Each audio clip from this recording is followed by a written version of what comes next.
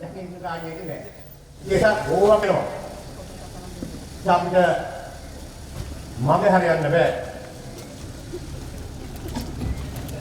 බිඳ වැටුණු මව්බිම යලි ගොඩනගන ජාතික ජන බලවේග පුනරුද ගමන් මගේ පෙර ගමන්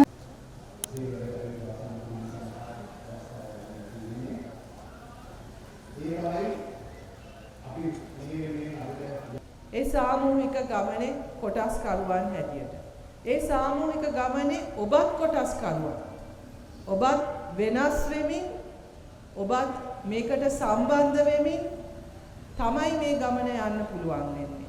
මේ සමාජ වෙනස අපිට පේන්න තියෙනවා හැමතැනම. අපි දේවල් වලට ජනතාව පුරවැසියන් හැටියට මැදිහත් වෙන වෙනස පොඩ වෙනස් වෙනවා. අඩුපාඩු තියෙනවා, වෙනස් වෙන්න ඕන තැන් තියෙනවා, හදා ගන්න ඕන තැන් තියෙනවා. නමුත් මොකද්ද මෙතන වැදගත්ම දේ? වැදගත්ම දේ අපි අපේ මං හිතන්නේ බහුතරයකගේ අරමුණ එකයි.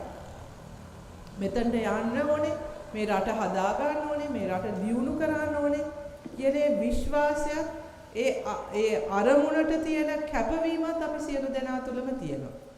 එතකොට අපිට පුද්ගලිකව යම්කිසි අවාසියක් අපිට අතහැරීමක් කරන්න වුණත් සිද්ධ වුණා අර පොදු දේ වෙනුවෙන් අපි ඉදිරිපත් වෙන්න සූදානම්. අපි ඉදිරිපත් වෙන්න සූදානම්. මම යන හැම රැස්වීමකම කියන කතාව තමයි අමාත්‍යාංශයට අපිව හම් වෙන්න එන විවිධ පුද්ගලික ප්‍රශ්න අරගෙන එන ගුරුවරුන් වෙන්න පුළුවන්, දෙමව්පියන් වෙන්න පුළුවන්, විදුහල්පතිවරුන් වෙන්න පුළුවන්. ඒ හැමෝම පුද්ගලික ප්‍රශ්නයක් අරගෙන ආවා. ඒ හැම අවස්ථාවෙම වුන් කියන දෙයක් තියෙනවා. ඔබ කරන්න හදන එකට අපි එකඟයි.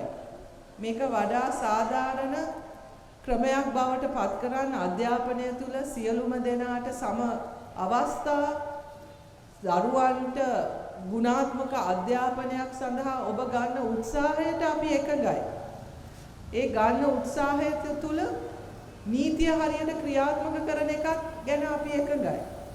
නමුත් කාලයක් තිස්සේ මේ සිස්ටම් එක තුළ අපිට හිර වෙච්ච තැන් තියෙනවා. ඒ නිසා පොඩ්ඩක් අපි ගැන සලකා බලන්න පුළුවන්ද කියලා අහනවා. මම උදාහරණයක් කියන අමාත්‍යාංශය තුල කාලයක් තිස්සේ සිද්ධ වෙච්ච දෙයක් තමයි නීතියක් තියෙනවා ප්‍රාථමික පාසල් වලට ළමුන් පන්ති කාමරයක ඉන්න පුළුවන් 40යි. ද්විතීක අධ්‍යාපනය තුල පන්ති කාමරයක ඉන්න පුළුවන් 45යි. නමුත් අමාත්‍යාංශ ඇමතිවරයාට සහ ලේකාන්ත බලයක් තිබ්බා මේක අභිබවා යන්න අත්‍යවශ්‍ය අවස්ථාවල. දැන් අත්‍යවශ්‍ය අවස්ථා කියලා නිර්වචනය වෙන්නේ මොකක් හරි අපි හිතමු රජයේ සේවය නිසා ස්ථාන මාරුවක් ලැබුණා. එහෙම නැත්නම් ස්කෝලර්ෂිප් එකක් එක්ක පිටරට ගිහිල්ලා අහපව් ආවම ළමයෙක්ව ඇතුළත් කරන්න ඕන වුණාම ඇමතිවරයාට හරි ලේකම්ට හරි බලය තිබ්බ ඒ දරුවව දාන්න පාසලට ලියුමක් නිකුත් කරා. එහෙම නෙවෙයිනේ සිද්ධ වුනේ. ඒ දුන්න ඉඩ පාවිච්චි කළ මොකද්ද කරේ? අර ජනප්‍රිය කියන පාසල් වලට දරුවන් එවුවා. 40 45 ඉන්න ඕන පන්තිවල 50 55 60 65 දාලා තියෙනවා. එහෙම දාලා තියෙන අවස්ථාවක අපිට ගුණාත්මක අධ්‍යාපනයක් තහවුරු කරන්න පුළුවන්ද? බැහැ. පන්ති කාමරයක 50ක් 60ක් තියාගෙන හරියට ගුරුවරයෙක් කොහොමද ඉගෙන ගන්න? ඒ නිසා අපි තීරණය කරා මොන තත්වයක් තුලවත් කවුරු ආවත් පුරප්පාඩු නැත්තම් පුරප්පාඩු වලට එහා යන්න අමාත්‍යාංශයේ නිර්දේශ දෙන්නේ ඇමතිවත් ලේකම්වත් ලියුම් ගහන්නේ නැහැ. හරි? ඒ ස්ථාවරය දැන් අපි මාස 6ක් අල්ලගෙන ඉන්නවා. මාස 6ක් අල්ලගෙන ඉන්නවා ලියුම් ගහන්නේ එහෙම වේකන්සි නැත්තම් ළමයිව දාන්න බෑ. හැබැයි කාලයක් තිස්සේ මේ ක්‍රමයට පුරුදු වෙච්ච දෙමව්පියන් දැන් හදිස්සියේ අපි අමාත්‍යාංශයෙන් කියනෝ නෑ 40යි 45යි ඊට වඩා දාන්නේ නෑ. එතකොට එනවා අපිව හම්බෙන්න. මේ පාර අපිට කරලා දෙන්න. එන අවුරුද්දේ ඉඳන් ඕක ක්‍රියාත්මක කරන්න. හරි.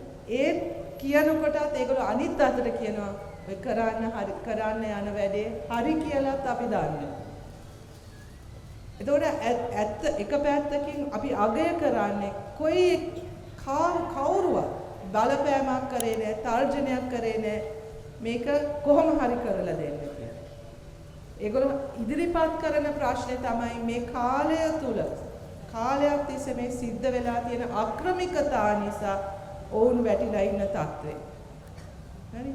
හැබැයි කවුරුවත් අපිට කියන්නේ නැහැ මගේ ළමයව දාලා දෙන්න මොනවා හරි කරලා කියලා. එහෙම කියන්නේ නැහැ කවුරුත්.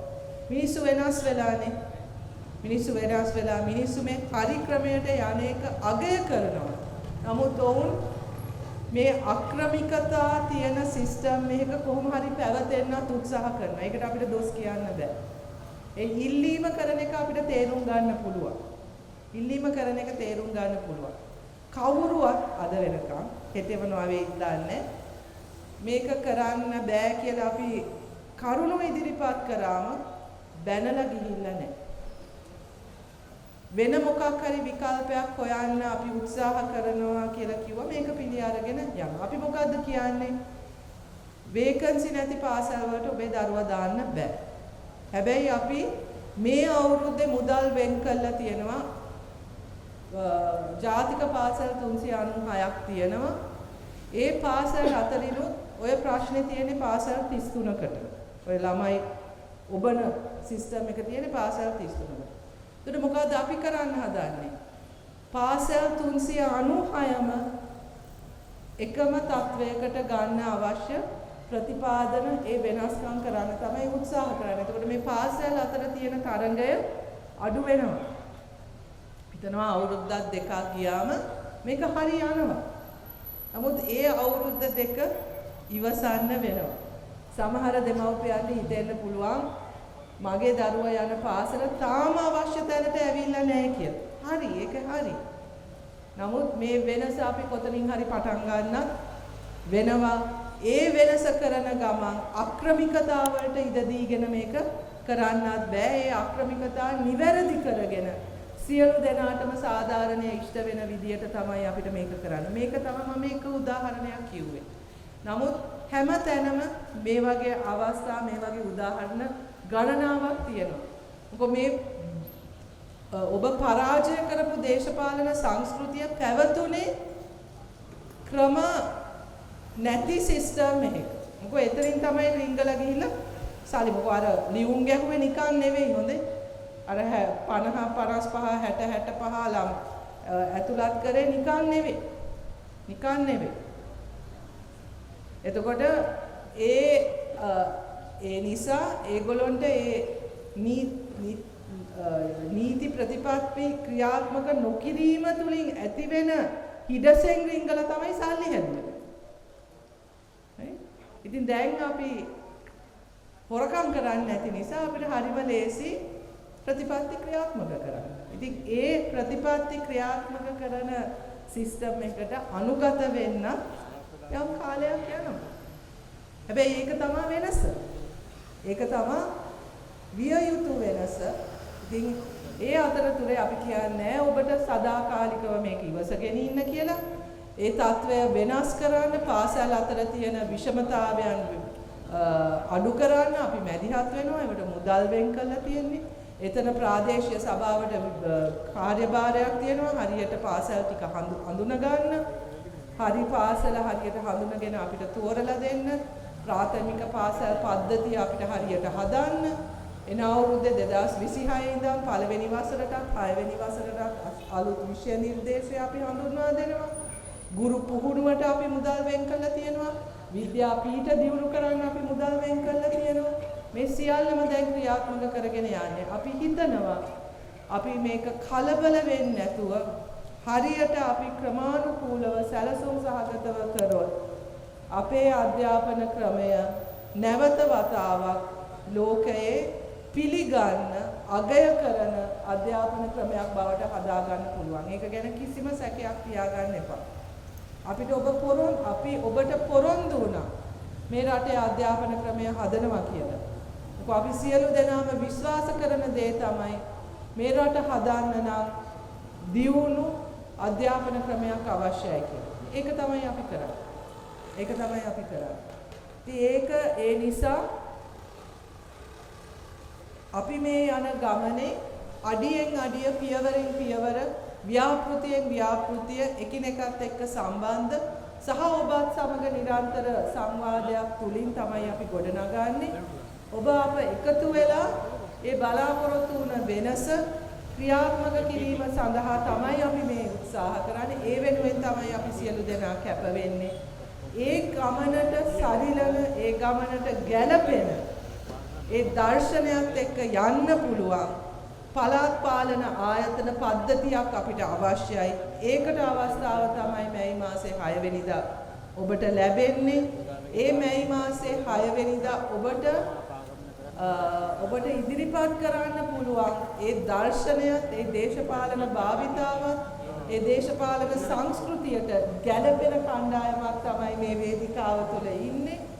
ඒකට නායකත්වය දෙන්න පුළුවන් කණ්ඩායමක් තමයි අපි මෙතන ඉදිරිපත් කරලා තියෙන්නේ.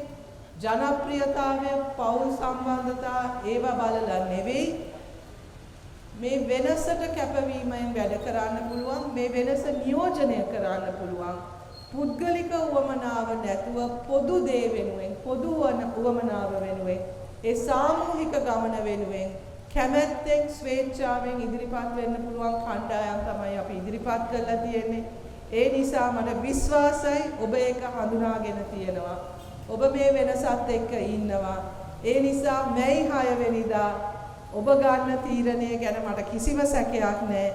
3 වෙනි වරටත් මාස 6ක් ඇතුළත ජාතික ජන බලවේගය ඓතිහාසික ජයග්‍රහණයක් මැයි 6 වෙනිදා සලකුණු කරන බව මට කිසිම සැකයක් නැහැ.